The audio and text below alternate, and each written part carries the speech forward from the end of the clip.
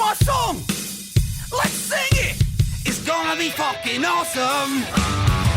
Come on, it's gonna be fucking awesome. You know the words. It's gonna be fucking awesome. That's insane. It's gonna be fucking awesome. Yeah! It's Thursday, everybody, and you know what that means. It's Live Action Day on Coolest Alive, where we check out films, TV, and I guess that's it. You know, honestly, Live Action Day is almost always the fucking movies, because, you know, if I have multiple seasons of a show, usually I got like a little bit more time, although sometimes I'll squeeze them into these, but it's mostly usually live action flicks. Just recently, I saw a great movie. Was it yesterday? 2 days ago? It's just a few days ago. And it's the newest from Wes Anderson. And I've talked about Wes Anderson before on like our Fantastic Mr. Fox episode. It's one of my favorite animated films ever. I love Fantastic Mr. Fox. Really great. And I do like Wes Anderson, although sometimes I feel like I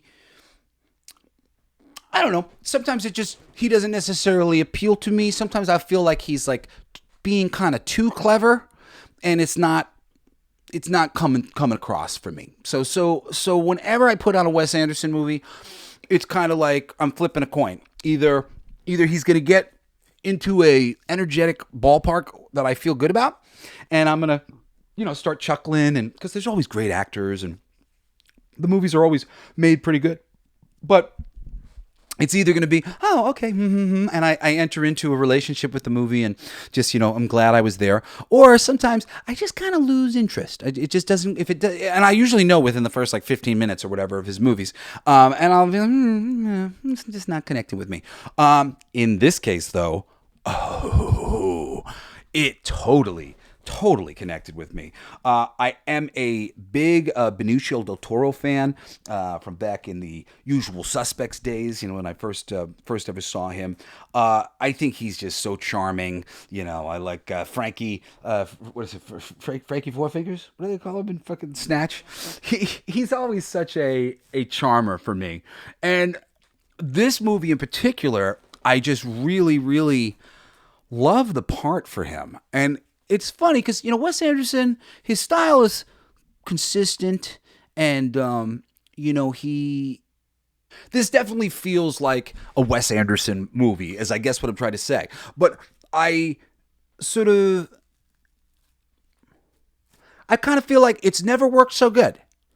There's a lot of similarity to what's going on in some level or whatever, in terms of like the character development, like who this character is, and what the director writing is trying to sort of like teach and demonstrate through this character. It's very similar to some of the character story arcs of other films that he's made.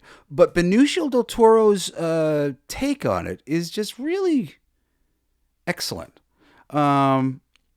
And, you know, I don't really know how to describe it any better than just like, I feel like match made in heaven.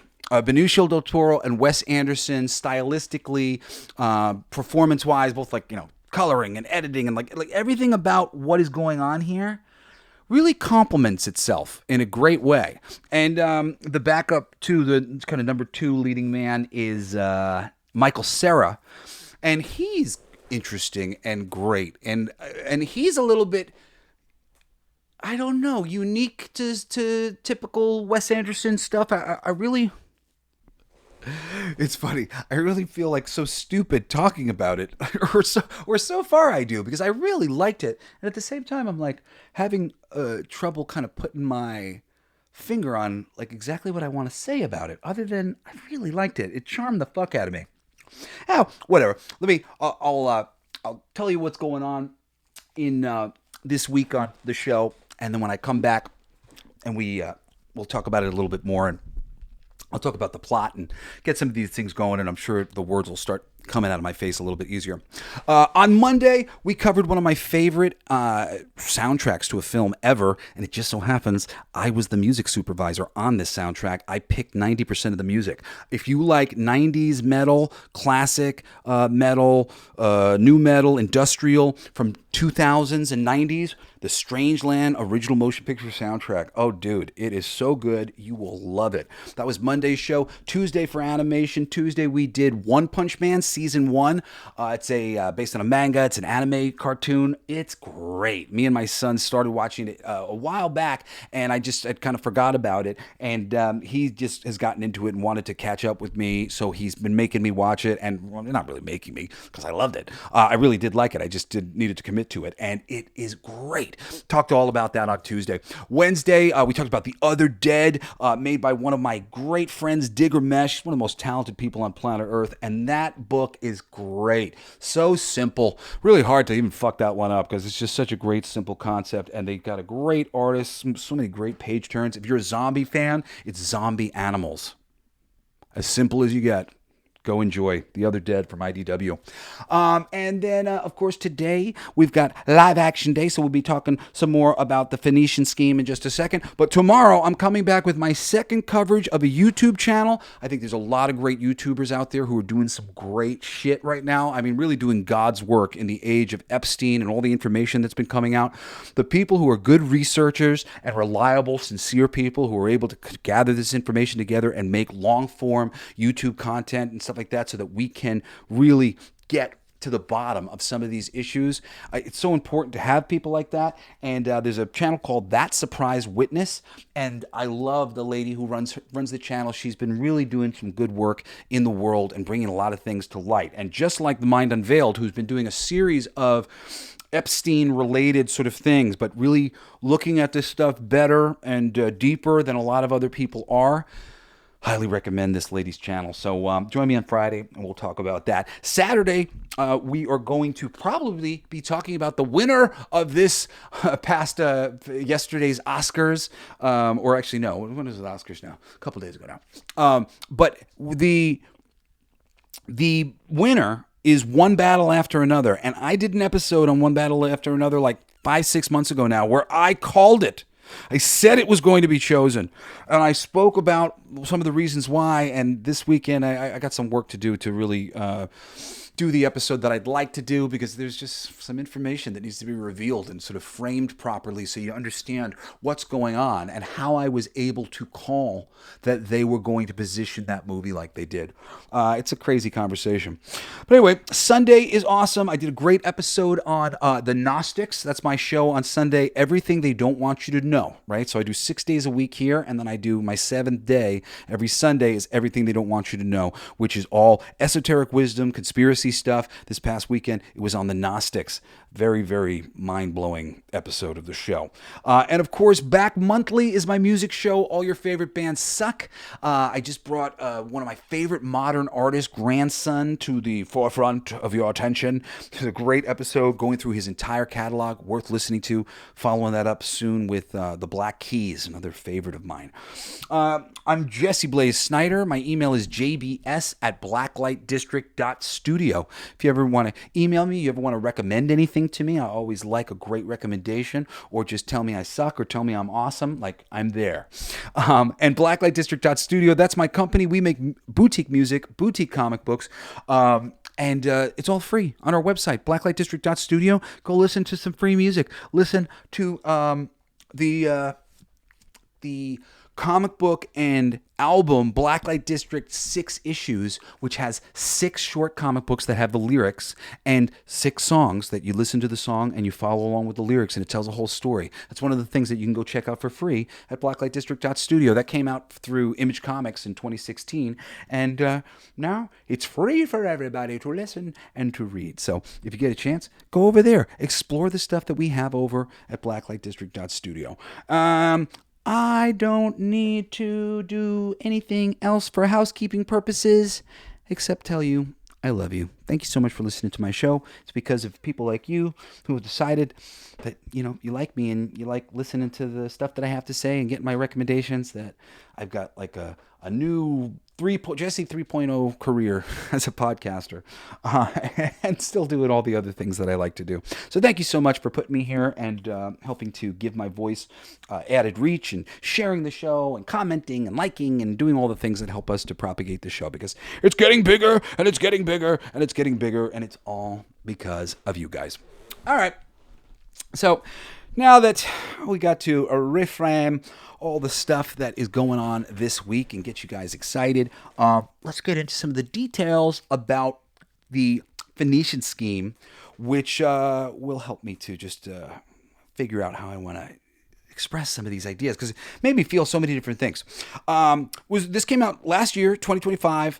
It's lead actors Benicio del Toro with the lady playing his daughter. I did not recognize her. Her name is Mia Thrippleton. I'd not seen any movies with her before. Michael Cera is the leading man, number 2. Then you got some major appearances from Tom Hanks and Bryan Cranston playing these like two kind of stiff, serious business owners. Scarlett Johansson doing not a very good accent. Benedict Cumberbatch playing the villain. He's really, really great. I quite liked him. Also Jeffrey Wright, Riz Ahmed, who I like a lot, and Richard Ayoade. Ayoade. Probably pronouncing his name wrong. Of course, it's directed by Wes Anderson, Fantastic Mr. Fox, The Royal Tenenbaums, The Darjeeling Limited. There's so many movies that he's made, and obviously all of them are similar aesthetically. So there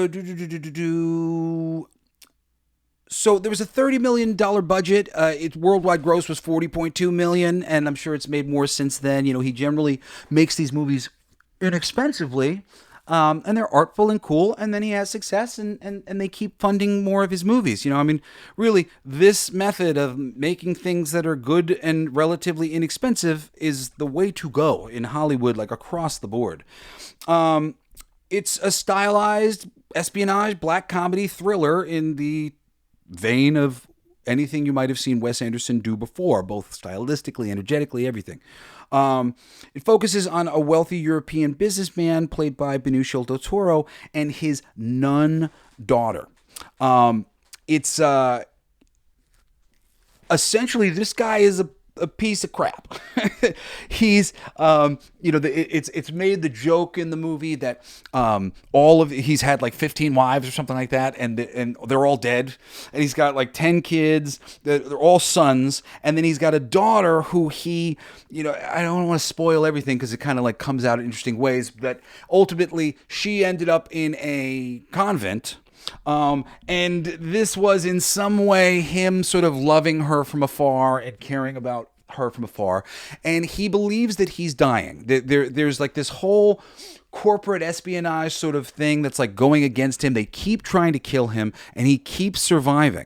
And this is really what made the movie for me, because it just starts out with him overcoming death, and a thread of him being on the other side and experiencing things in heaven, interactions with God and other things, where he's like he keeps having all these near-death experiences.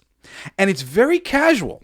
He sort of just keeps casually having these near-death experiences, and they're just momentary. For a moment, he's up in heaven, and you're kind of seeing something, and you're getting just a little bit of odd insight into who he is as a person, and his reactions just to being dead and being on the other side, and then coming back to life, each time. It's very funny, and it just demonstrates to sort of show a real pressure underneath the surface.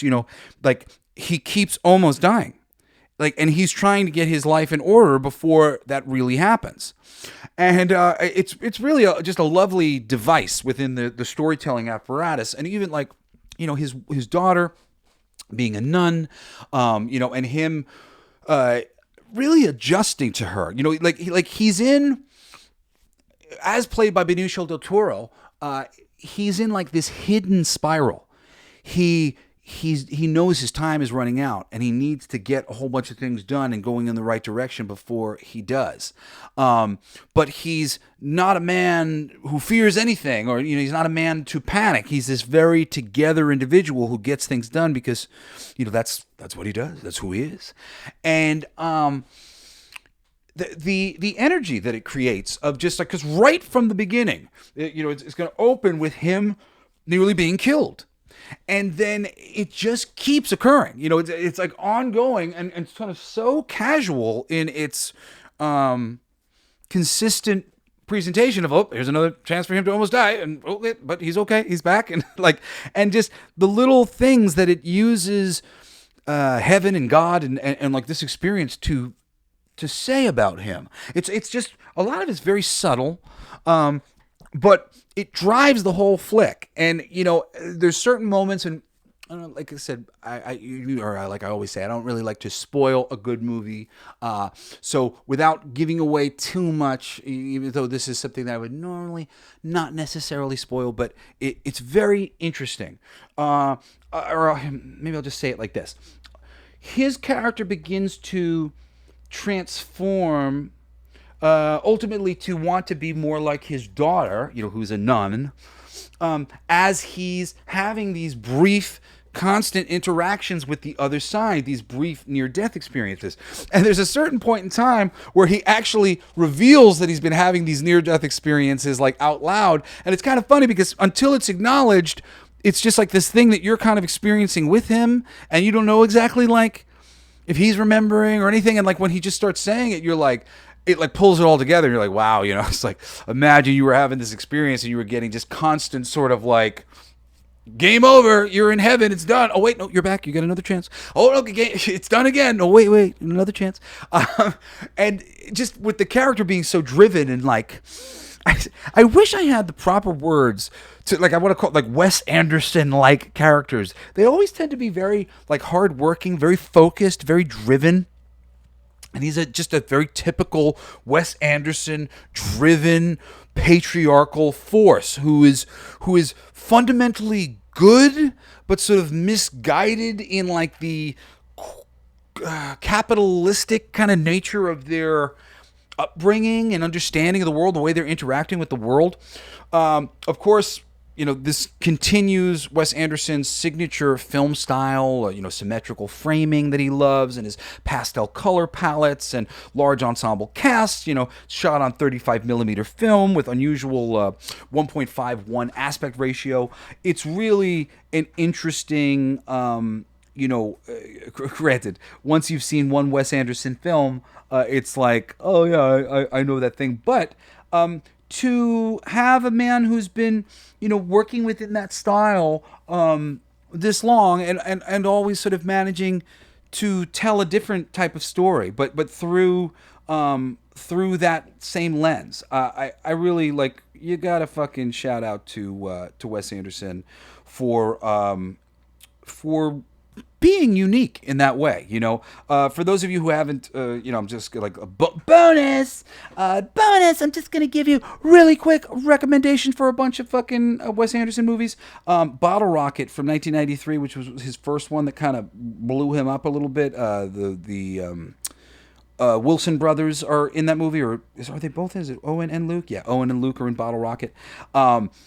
Rushmore, 1998. That's the one that blew him up. And that's the one with Jason Schwartzman and Bill Murray. I mean, fuck, the fact that this guy got fucking Bill Murray in an early film like this is just kind of crazy to me. I'm like, how did you luck out like that, motherfucker? But great stuff. The Royal Tenenbaums was really the first movie that I saw from Wes. I really liked that one. The Life Aquatica, I'm still not, I still haven't exactly watched the whole thing. And the Gerard Julie Limited, like I said, a couple times, some of his movies, if I'm just not in the right mood, it's hard for me to get into them. But just real quick, I'll recommend just a couple of the ones that I really do think are just fantastic. Fantastic Mr. Fox being the main one. Oh my goodness. Fantastic Mr. Fox is so excellent. Also, Isle of Dogs is quite excellent as well. It's in that same animation style. It's not quite Fantastic Mr. Fox, but it's really good. Saw that in theaters and really, really enjoyed that one a bunch. In general, dude is a great storyteller, and and he's got a good sense of humor, and the worlds that he creates are very immersive.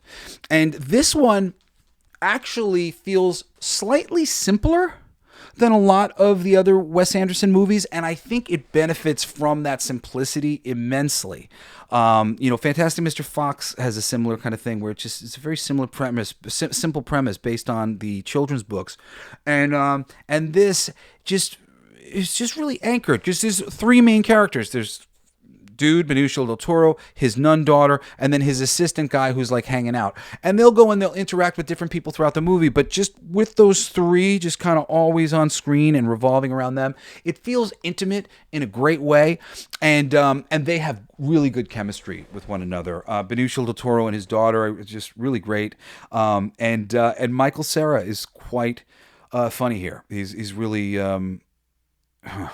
yeah, I won't reveal too much about his character because I don't want to spoil any of the cool little twists, but it is very much like the most Wes Anderson movie I've ever seen. But I say that as a compliment. It's just really all the things that he does and is trying to achieve here. He really succeeds spectacularly with every frame, and he's got it dialed in, and the performances are excellent.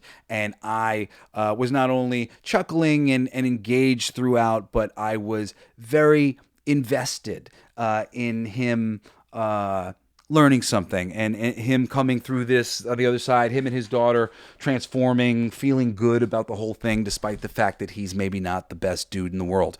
And the villain hero thing with I think it's his brother.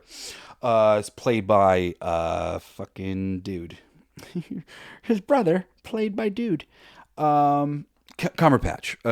Benedict Cumberbatch plays Benicio del Toro's brother, even though they don't necessarily look like they would be brothers, but it works within the context of the movie, and he's just great. Brings a lot of star power, really just big sort of energy and personality, and plays great against Benicio del Toro's kind of scallywag, lower key kind of version of this, scamming businessman.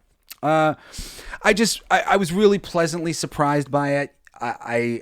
It's probably my next to Fantastic Mr. Fox, my new favorite Wes Anderson movie, and definitely I'm gonna have to watch it again to see how far it goes on like my greatest movies of all time list. But I really enjoyed watching it. I was smiling the whole time. Benicio del Toro is so charming, and watching him as an old father trying to get it right with his daughter. As a man who's got 4 kids himself and 2 daughters himself, and cares about his kids, and I can understand all the things that Benicio del Toro was going through as he's trying to get his life together before he moves beyond this mortal coil. Is there anything else I got to say about it? No, I don't think so. I love you guys. Thanks so much for listening to the show. Tomorrow we're going to be back with some, we got the wild card pick tomorrow is going to be YouTube. I'm doing another YouTuber's channel. There's a YouTuber who I love. She's got a channel called That Surprise Witness. She's a former lawyer, and she has been bringing it with some mind-blowing deep dives into the fucking Epstein thing from this lawyer's perspective, from a lot of other things that she's been going, because she's been investigating these people in other ways through Britney Spears and Bam Margera and various people that she's covered on her channel over the years. And she really knows what she's talking about, has a good heart, and does not think that these people who are getting all of their financial shit and their health decisions taken away from them and given to their, people who are going to control their life and finances, shit's crazy. And there's not enough people sticking up for these rich, powerful celebrities, because what can happen in the financial world is these people just become like slaves, and some people will come in and they'll take all their money. What happened to Britney Spears was fucked up. What happened to Bam Margera was fucked up.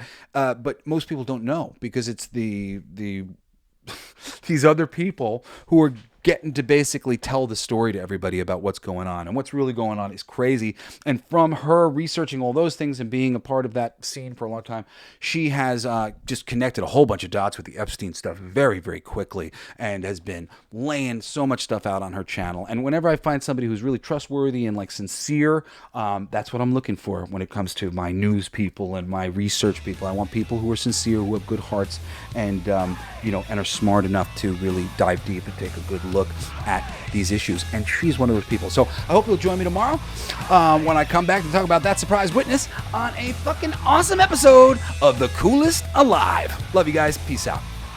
You've been listening to Coolest Alive with me, your host, Jesse Blaze Snider. Don't forget to rate, comment, and subscribe for more excellent entertainment recommendations. Thanks for listening. It's gonna be fucking awesome. Come on, it's gonna be fucking awesome. You know the words. It's gonna be fucking awesome. That's insane. It's gonna be fucking awesome. Yeah!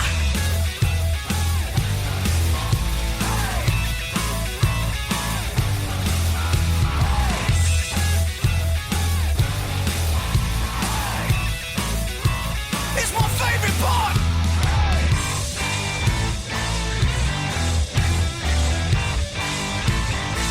Isn't that heavy?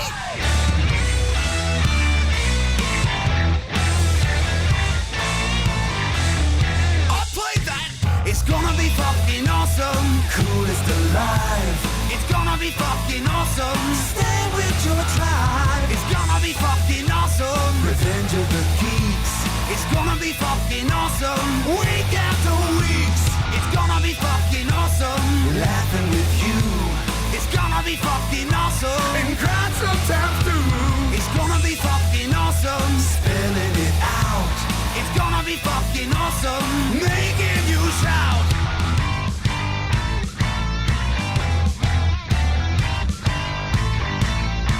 I'm a genius. I got lyrics coming out me bum for days.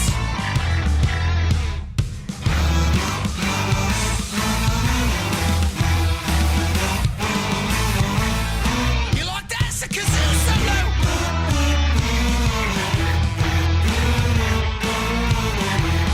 I played that too. It's gonna be fucking awesome. Talking some shit. It's gonna be fucking awesome. Living legit. My voice is fucking awesome. Food in our mouth. It's gonna be fucking awesome. Get in the mouth. It's gonna be fucking awesome. Tell all your friends. It's gonna be fucking awesome. Call right on text. It's gonna be fucking awesome. Raising the bar. It's gonna be fucking awesome. Straight to the stars. It's gonna be fucking awesome. It's starting soon. Straight to the top. Passing the moon. It's gonna be fucking awesome. On with the show. It's gonna be fucking awesome. Ready, set, go. It's got to be fucking awesome. Fucking awesome. It's gotta be fucking awesome. Just wait. You'll see. You'll all see. You'll all see. The podcast playground. Hooray!